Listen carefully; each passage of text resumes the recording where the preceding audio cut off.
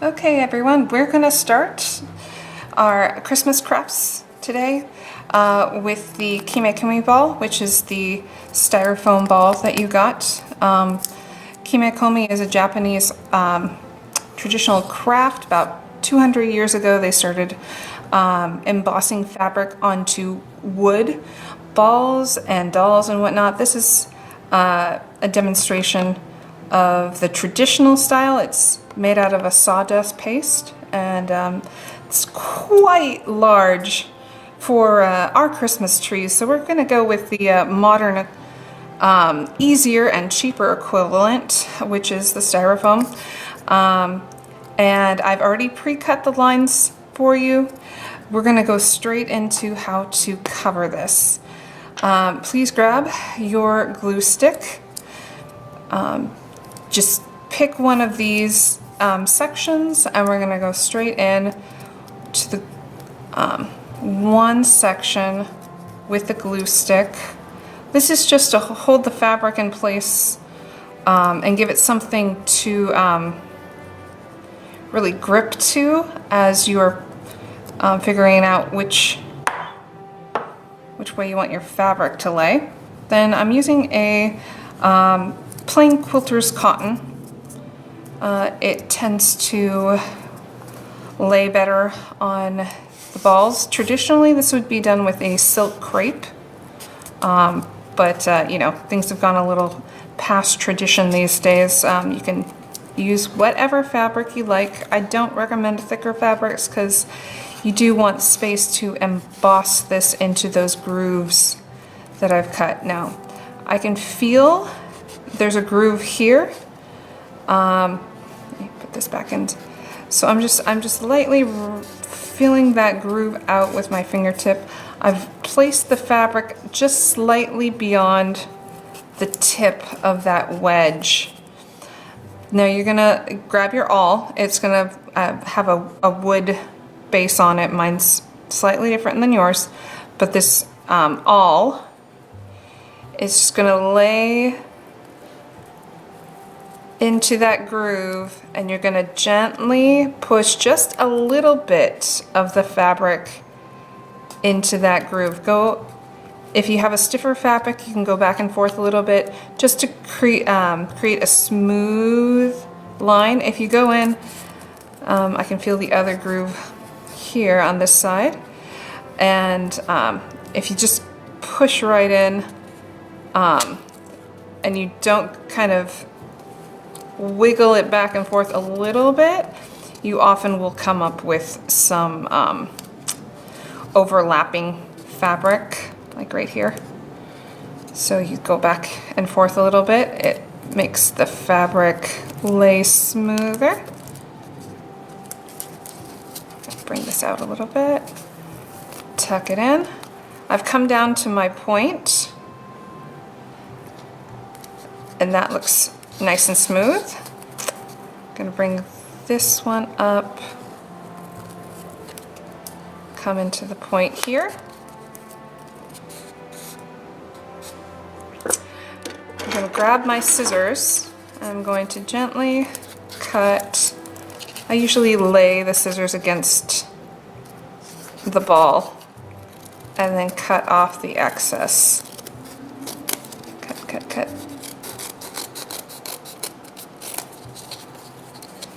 You want to make sure that there's a little bit of extra fabric here. We're going to tuck that in, but it just gives a little more security to what you're doing.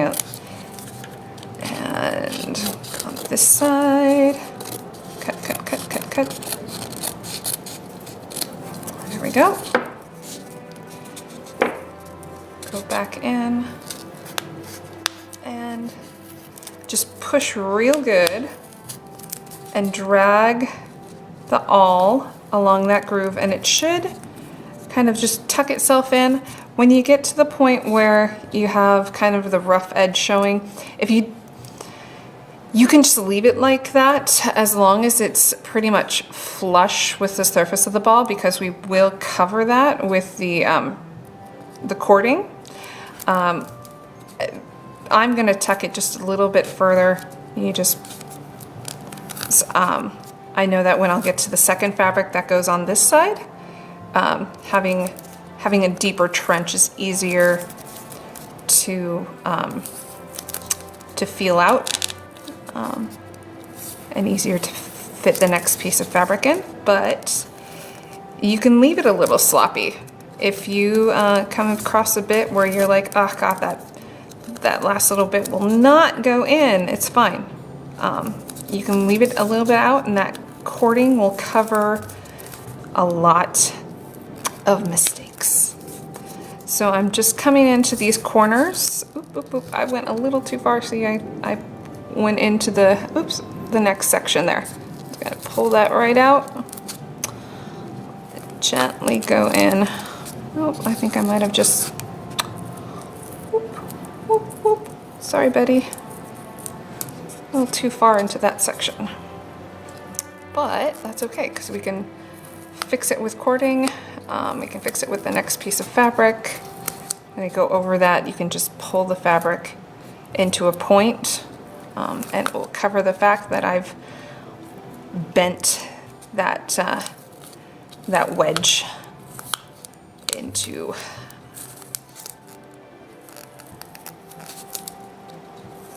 a little too far inside. So on these corner pieces, if it comes out a little too far, just take your tip, the tip of your awl, and just tuck it, tuck it, tuck it, tuck it, tuck it. Okay. Right into the center there.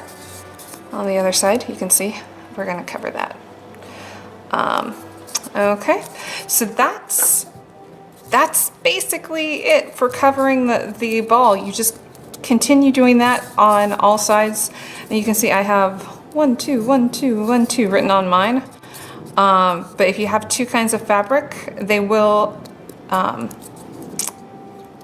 alternate on this pattern very easily.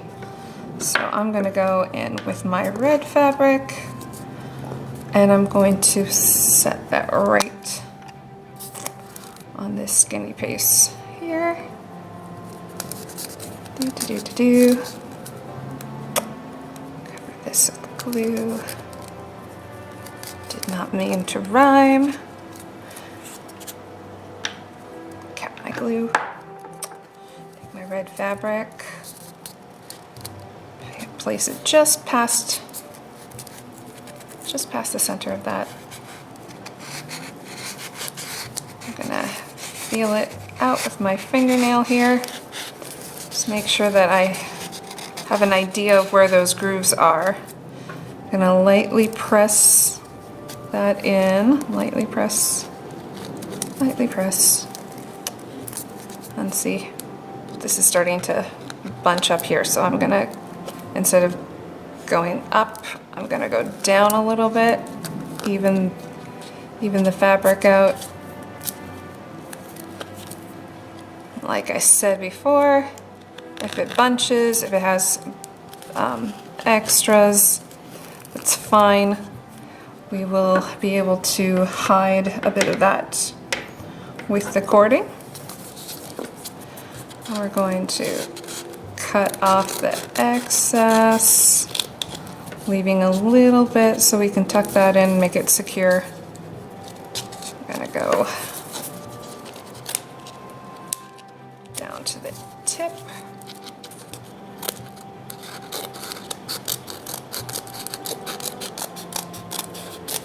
Down to the tip. Okay.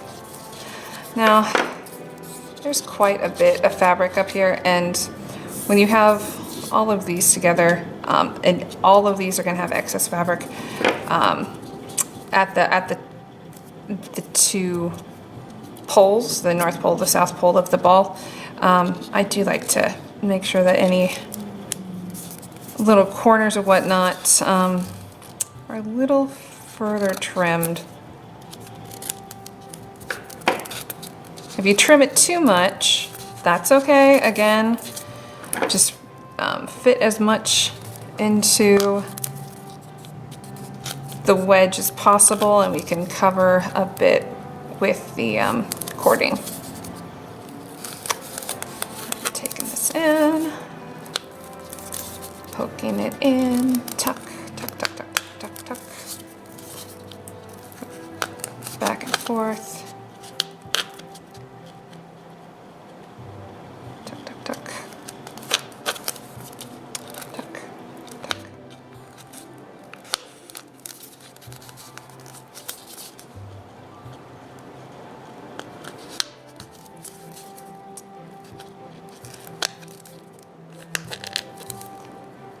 Okay.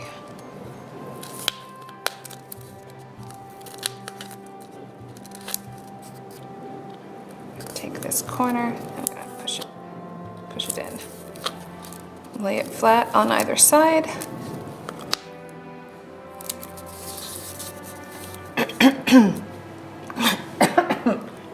Swallowed wrong, sorry. Okay, I'm gonna take this tip, I'm gonna push it in, and then smooth out the sides. All right.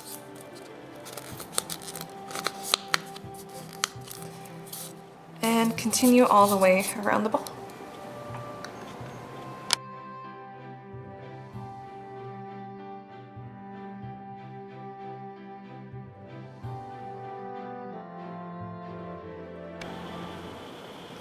All right. If you've continued to put the fabric on each wedge all the way around, it should look something like this. If you have little bits sticking out of your ends, or frayed pieces sticking out,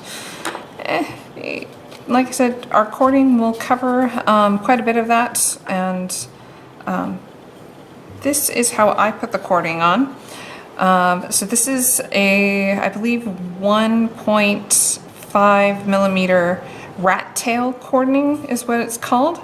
You can use a metallic cording, you can use all good sorts of stuff. I don't recommend wax or leather. They're not as supple and they won't lay very well.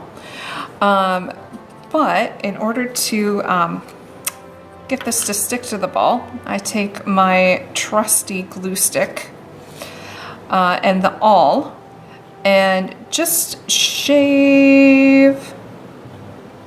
Oh, haha. Watch your fingers. Shave a little bit of glue off of the top, and very carefully, because you don't want to smear the glue on parts of the fabric that we'll be showing. Glue stick will show up on a dark fabric. I think, yeah, you can see a little bit right there.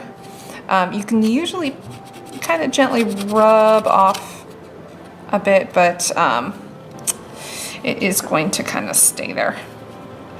Now I'm going to, I'm laying the glue in the crevice fairly close to the top point here.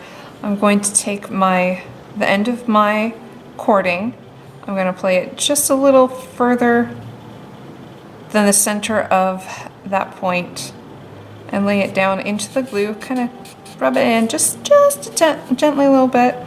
I'm going to mash, oops, and I'm pulling away from me while I'm doing this, kind of hauling that tip into the opposite wedge. And then, so this will stick a little bit as we go along. I'm going to, and you can use Elmer's glue if you're really careful. You can use hot glue if you're really careful. With these crevices being a little narrow, I just use the glue stick because I feel like I can control it better. And you just need a little bit, and gently lay it in that crevice, and then roll the cording on top, And I'm not doing this over every inch. I'm just doing it every other inch or so, just a little dollop. This is just to hold it in place, and then we'll smash the ends into the fabric or the center and really get it to stick there. We're not going to be juggling these, so it doesn't have to be really solid and in there forever and ever and ever. Okay, so I've brought this back up to the top, and there's my last little bit there. Now, you can cut this and tuck it underneath the bit that we started with. In fact, I'm gonna do that. You can also just using your finger to hold the single cording in place, you can move along to a different loop. I'm going to cut just a little past the center, and I'm going to take my awl and go underneath. So this is the cording that we started with, and this is the end that I'm just tucking underneath. And that looks pretty good. And then I will start on any one of these other wedges. It doesn't really matter if you're going by, you know, the next closest one or the one 90 degrees from your start. Doesn't matter. Just keep on going around like that. At the end,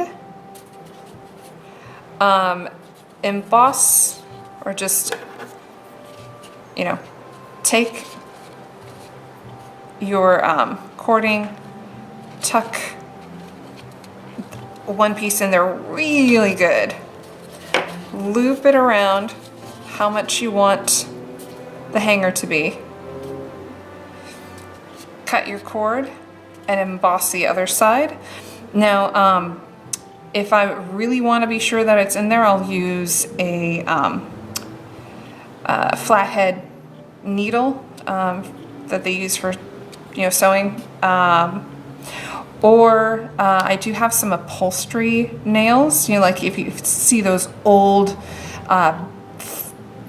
leather chairs with the upholstery buttons on them that are just jammed in. I put an upholstery tack on the top of this and it looks nice and finished. But if you just emboss, just push the edge down into there real good, it's going to look real nice anyway. So I'm going to show you my finished project. Keep going around, we'll see the end project. Okay, I am down to my last cording cover up here.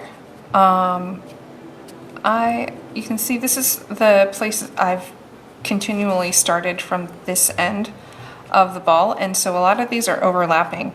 I don't want to make too much bulk up here, so the last couple I have just been putting the end of the cording in the center and tucking it underneath instead of going across to the other side and tucking in over here.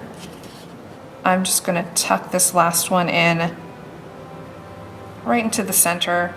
Don't bother with crossing it over. It looks fine. And then I'm going to add a little bit of glue and bring it down this last side. Oop.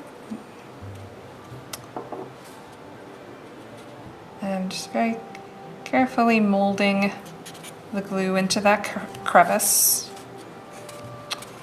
and then kind of gently pressing the cording into that spot. Come here, you.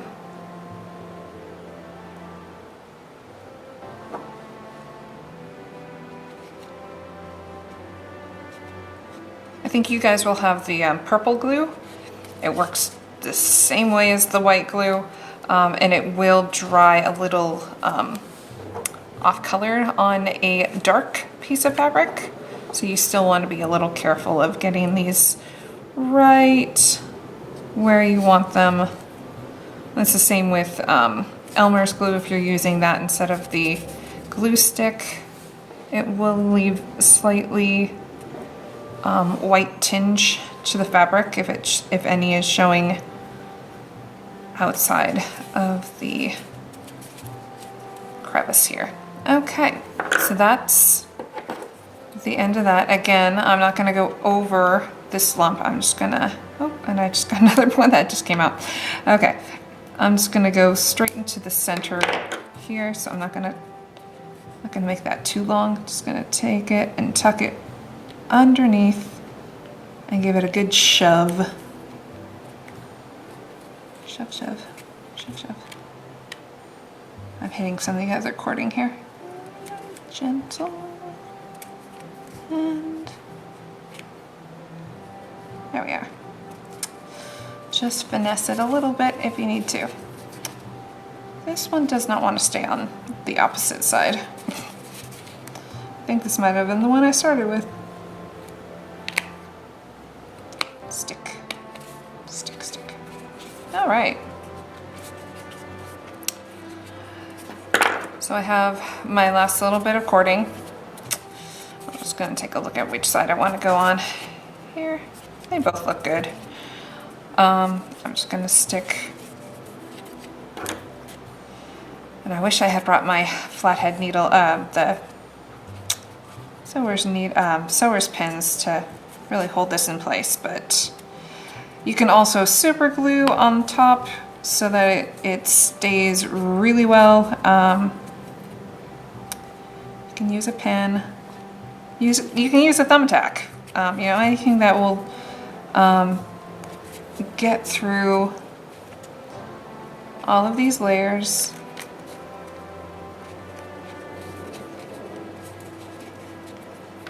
And we're going to take this to the other side and shove it into the center. Shove, shove, shove, shove, shove, shove. This one keeps coming undone. I would probably just take my super glue and super glue that one.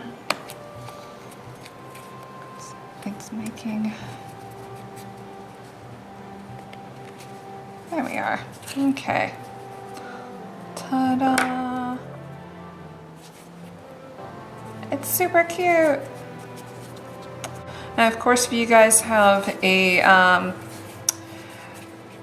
color scheme, or you want to you know, use paw prints because you love dogs or cats, or you know, Marvel action superhero fabric, I do recommend that you use something with a small design.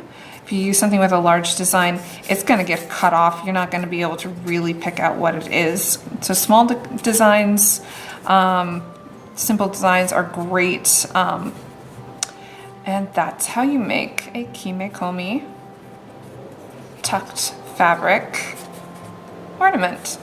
We'll move on to the origami or decorations next.